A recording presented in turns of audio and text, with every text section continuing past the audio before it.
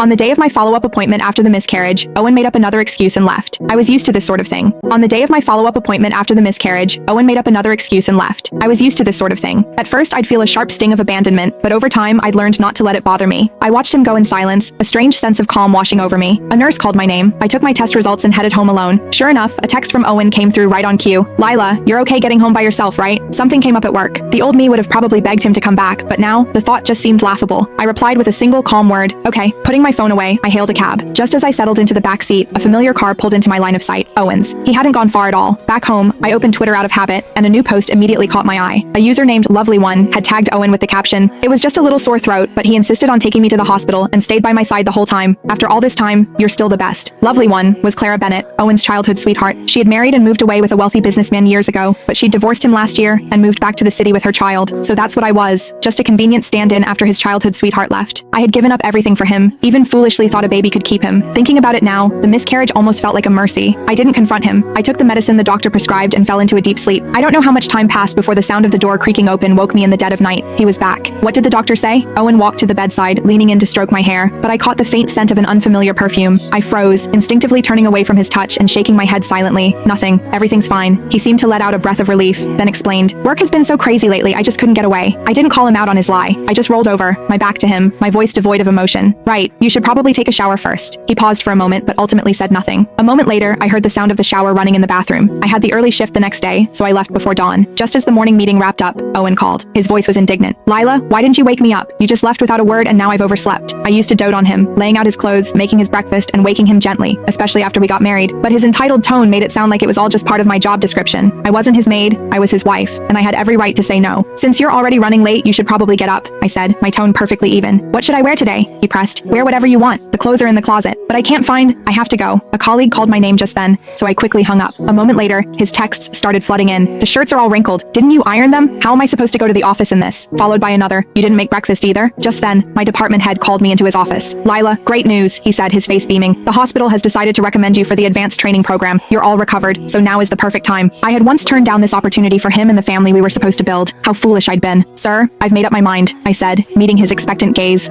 my voice firmer than it had ever been. "I'll go." The department head told me to just let him know when my dates were confirmed. This was my ticket to the future, a future I could finally control myself. I threw myself into my work until dusk settled. I was just grabbing a stack of files to keep going when Owen called again. "Why aren't you home yet? What about dinner?" The thought of going back to that empty house, back to him, filled me with a powerful sense of resistance. A colleague had an emergency, so we swapped shifts. I lied without missing a beat. "Takeout?" He sounded surprised. "We'd barely eaten out since we got married. Is that a problem?" No, he hesitated. "Just take care of yourself. Don't work too hard." "Thanks." My voice was flat, and there was a moment of silence on the other end. Then Owen asked,